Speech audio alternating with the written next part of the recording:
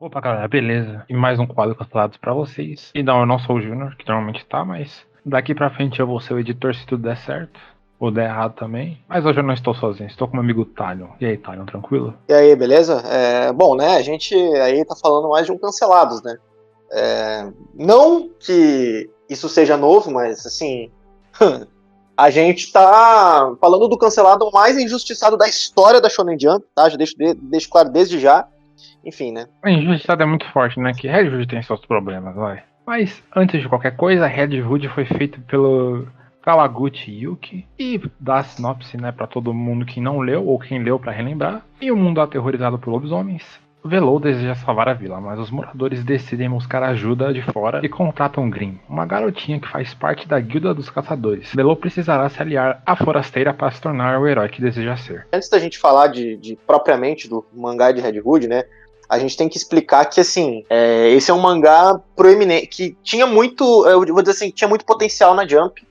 E, assim, isso a gente pode, um comentário meio genérico, que daria para colocar para qualquer tipo de mangá que a gente ache que possa ser bom.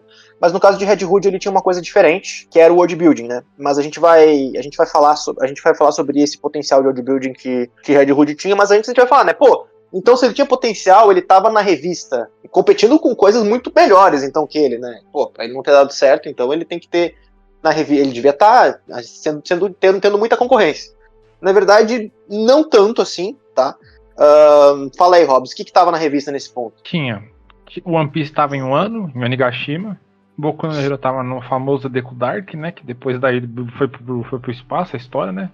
Black Clover estava Spade. A Jump tava bem, sabe? Red Hood tinha um potencial de ser mais um mangá famoso, sabe? Mas não deu certo, né? Como a gente sabe. Só durou 18 capítulos e 3 volumes e acabou antes de começar. Por que Red Hood tinha tanto potencial assim? Como eu falei antes, né? O world building de Red Hood ele tinha muito potencial porque era um mundo mágico cheio de criaturas e aparentemente a primeira coisa que se chama atenção em Red Hood logo de cara é a história da Chapeuzinho Vermelho, né? Porque pô, capuz vermelho e tal, deve ter alguma coisa a ver, e de fato tinha. A história envolvia esse tipo de mística. Só que não era só isso, não era só o Lobo Mau e a Chapeuzinho Vermelho, ele era baseado na Chapeuzinho Vermelho, mas era baseado principalmente em contos de fábulas, né? E aí você tinha diversos inimigos ali que pareciam ter vindo diretamente de fábulas, coisas assim muito muito bonitas. Se não me engano, tinha um capítulo onde eles estavam passeando com uma charrete, e aí tinha uma tartaruga gigante, tinham golems brigando, e esse tipo de coisa deixava a gente curioso para saber, tá, e aí? O que tem nesse mundo a mais para mim, porque ele pode me trazer de diferente das outras histórias. E por si só, o universo desse mangá já era muito diferente, já era muito aprazível, mas aí que tá o problema. É o mesmo ponto que a gente fala sempre nos mangás que tem um world building aparentemente vasto. É muito difícil segurar isso capítulos o suficiente para que se possa desenvolver. Porque se não atrai o público logo de cara, é muito difícil de manter esse público a longo prazo, porque chega uma hora que tu tem que alavancar o mangá, e como é que tu vai fazer? Como é que tu vai alavancar um mangá que tem uma construção lenta, né? Que o objetivo do mangá é que ele se construa aos poucos, que ele vai explorando os inimigos de pouco em pouquinho, até chegar ao capítulo final. Chega um ponto ele tem que começar a rushar, e aí é o problema, quando o mangá começa a querer vender mais, e aí ele começa, ou ele faz um arco, tipo assim, um pouco menos ambicioso logo de cara, que eu acho que é o caso de Red Hood, e aí depois ele quer crescer num arco maior, mas aí não dá tempo, porque a história acaba indo mal. Enfim, a gente vai dissertar isso. Mas quais eram as suas impressões, Fábio, primeiramente, do mangá? Primeiramente, uma coisa que eu gostei muito foi o visual do lobisomem. Ele não parecia um lobisomem convencional, que normalmente é um lobisomem diferente, mais monstruoso, sabe? Gostei muito, e também a arte é legal. O autor tem muito potencial.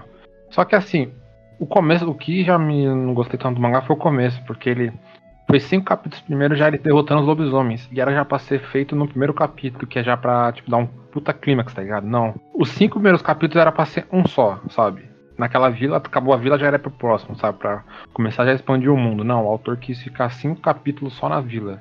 Isso já começou já a afastar muito o leitor. E depois já começou o pior arco de Red Hood, né? Aquele arco de Battle Shonen, não é? Que, desculpa, foi horrível. Porque começou a introduzir 300 personagens que têm carisma, sem nexo, chato, sabe? Red Hood foi A gente fala, né, um puta potencial desperdiçado que podia estar, tipo, até hoje na Jump vendendo horrores. Mas, como a gente sabe, né, deu errado. E assim, essa ideia de batalhas de lobos versus caçadores é interessante porque, primeiro, né, pra quem não lembra do conto do Chapeuzinho Vermelho, é justamente uma luta entre o caçador e o lobo, né, que vai atrás do Chapeuzinho, e aí o caçador mata o lobo, tira a vovozinha do Chapeuzinho Vermelho de dentro da barriga do lobo e tal. E Red Hood brinca com isso, né, ele faz isso de pano de fundo para explorar esse universo de fábulas de Red Hood. Só que, assim, é aquela coisa que a gente falou. O mangá, ele começa te mostrando que ele tem muito potencial e que tem muita coisa para ser explorada. E aí eu digo que nos primeiros capítulos, poxa, tu até fica mais interessado, tu até acha que o mangá pode alavancar mais. Tanto que o autor de Red Hood, ele tem muita paixão pelo que ele fez. Mesmo após o fim do mangá, no Twitter dele, ele ainda posta artes, ele ainda fala sobre o mangá, ele tem um carinho muito grande por essa obra. E eu acho, se eu tivesse a oportunidade de pegar esse mangá e falar assim, ó, eu aposto, eu vou te deixar tu fazer esse mangá por, sei lá, 60 capítulos tranquilamente, sem correr risco de cancelamento. Eu acho que esse mangá poderia durar na Jump. Mas a gente sabe muito bem que não funciona assim. Ele tem que prender logo de cara. E a primeira coisa que esse mangá fez foi pegar na minha opinião, o que deu mais errado, né, foi pegar esse world building que ele estava tentando mostrar pra gente que tinha, e enclausurar todos os personagens em uma máquina, digamos assim. Eu não lembro exatamente o que era aquilo, né? Mas é um veículo para ir até um determinado local, onde a história de fato começaria e começar um arco de treinamento dentro desse veículo. Ou seja, a gente não tinha absolutamente nada daquele mundo que nos foi apresentado dentro desse veículo, a gente não tinha absolutamente nada de lobos versus caçadores ali dentro, a gente já tinha um arco de treinamento padrão de Shonen, onde a gente estava conhecendo os personagens. Basicamente, ele tirou da gente aquilo que a gente mais queria ver, digamos assim.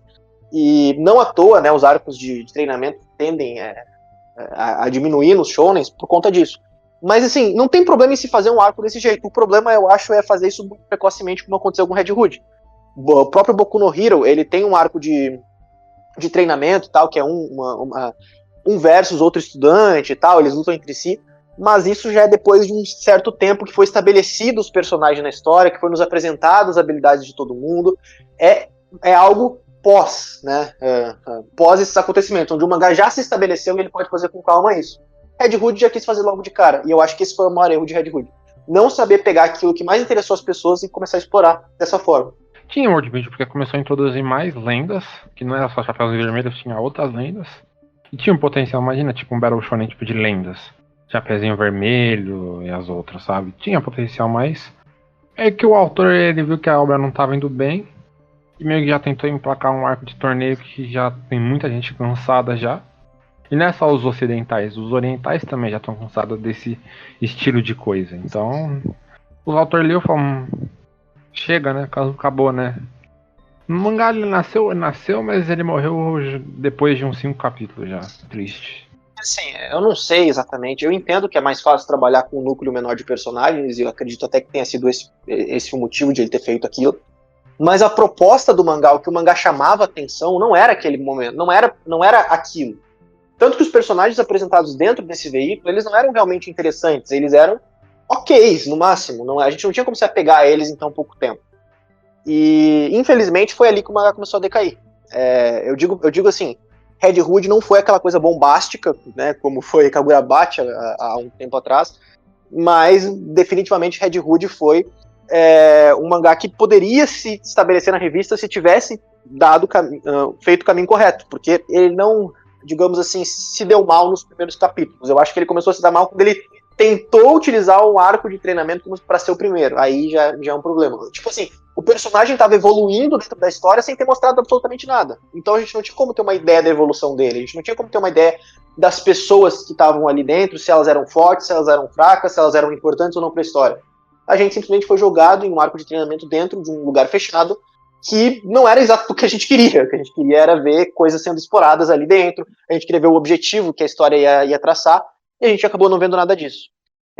Por isso que me dá tanta tristeza no coração, porque nenhum personagem ali, fora o protagonista e o avô dele, né, eram realmente marcantes. Eu lembro que antes de rever isso para gravar, eu lembro que o principal, a coisa principal que tinha me chamado a atenção de fato, world building, o protagonista e o avô dele. O resto dos personagens eu mal lembrava. Tinha a Green, né, que era uma que era a Chapeuzinho Vermelho do mangá, mas mesmo ela, que parecia ser uma personagem muito interessante, ficou subexplorada por conta desse arco de treinamento, já que ela era muito forte para ter qualquer tipo de relevância dentro desse arco, além, claro, de ser uma tutora e tal. A mestra, né, que todo mundo vai gostar no futuro na história. Então, na minha opinião, eu acho que esse é o maior problema com Red Hood logo de cara. Mas assim, novamente, eu acho que o final que ele tinha planejado pra Red Hood, e eu imagino que por o mangá ter sido cancelado, lógico que muitas coisas ele deu uma rushada, mas eu acho que o final era o que ele imaginava mesmo, ou pelo menos próximo disso, foi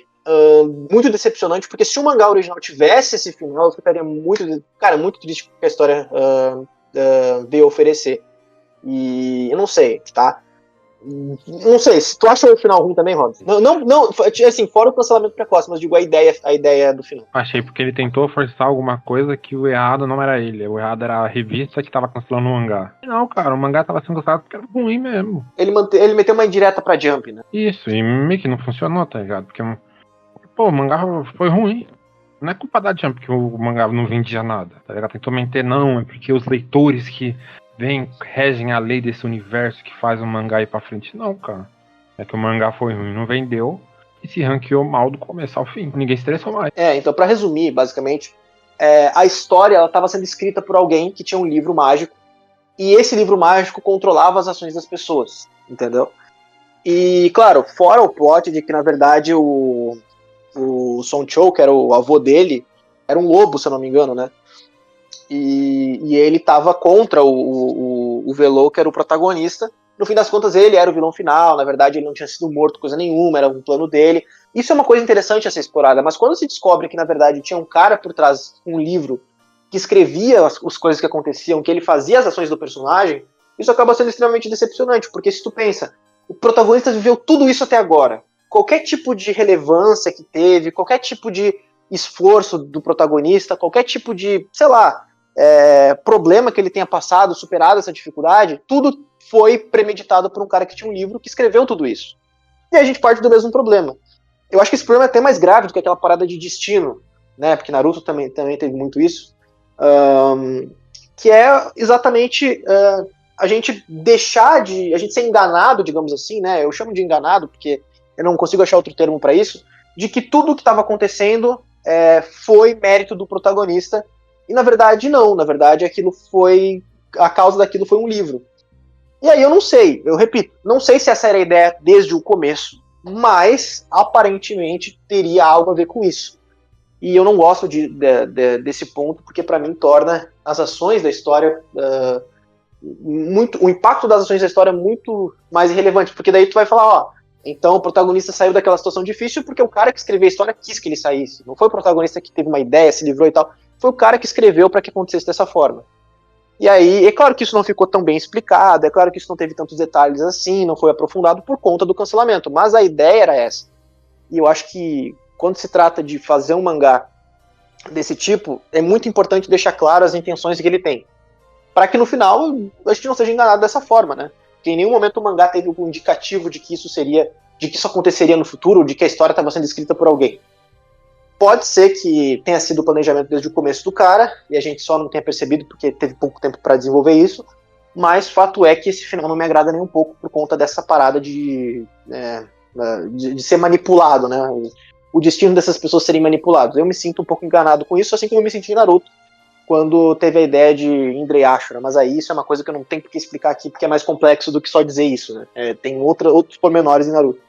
Mas Red Hood me passou essa vibe no final dele, e eu fico triste, porque pra mim esse autor tinha muito potencial e eu gostaria de ver ele novamente na revista. E eu repito, tá? Eu gosto do traço do mangá, eu gosto dos personagens principais, assim, o Velô e a Chapeuzinho pra mim são os principais, assim, eu olho pros dois, acho que o próprio vô do Velô mesmo, né? Eu tenho esses três personagens pra mim, eles são aqueles tipos de personagens que eu tenho certeza que crescem nas pessoas conforme a história vai progredindo. Mas eu acho que tudo em Red Hood foi pensado para ser feito de uma forma muito extensa, muito longa, para durar muito tempo. E isso é muito positivo, porque, claro, aí ele vai ter sempre uma construção a mais para a história.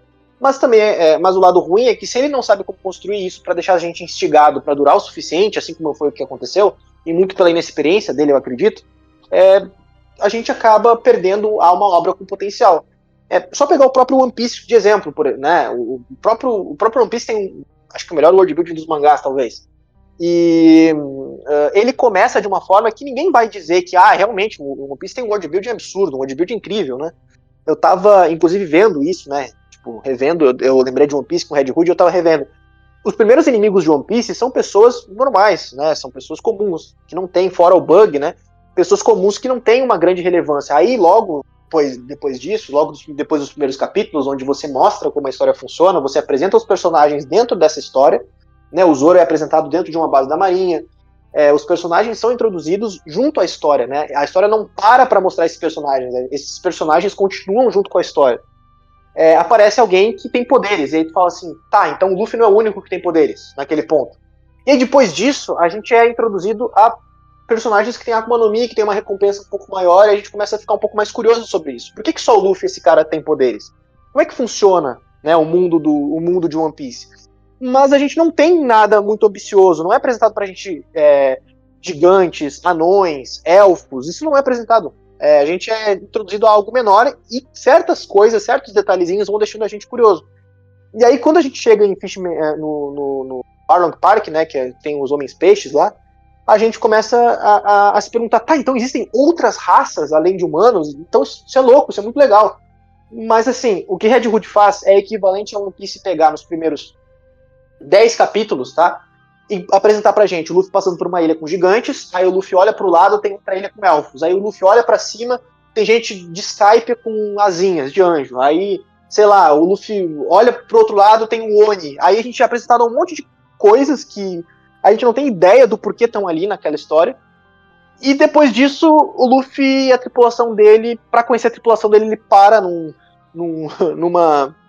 circo, sei lá, no circo do Bug da vida, e ficam lá treinando e lutando entre si até, sei lá, por não sei quantos capítulos durou isso, acho que foi uns 10, talvez, não sei.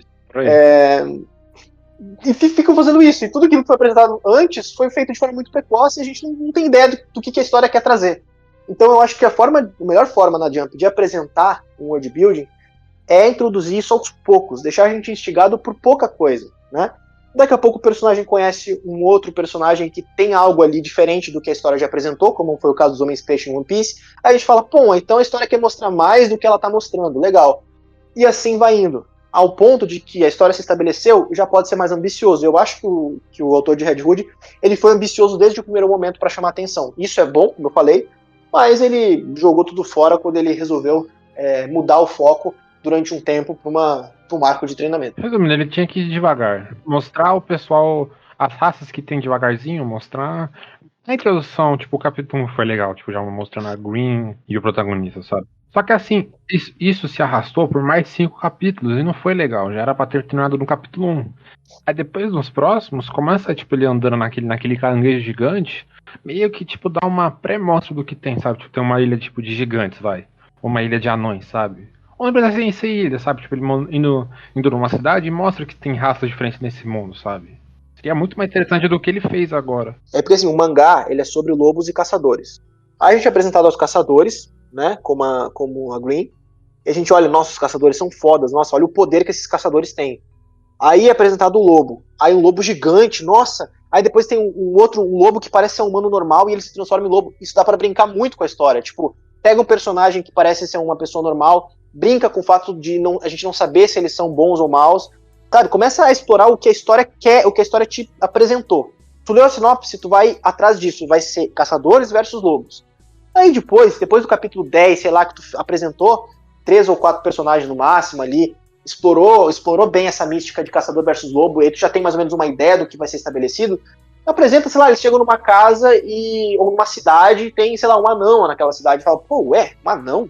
Mas não era lobo versus caçadores? Peraí, que estranho isso. E deixa ali, não tenta explorar isso aí também, vai aos pouquinhos. E brinca com esse negócio de caçadores versus lobos até se o mangá estiver mais estabelecido. Quando ele se estabelecer, tu já apresentou pequenos elementos antes, então introduzir eles de novo, né, não vai ser algo forçado, algo ruim.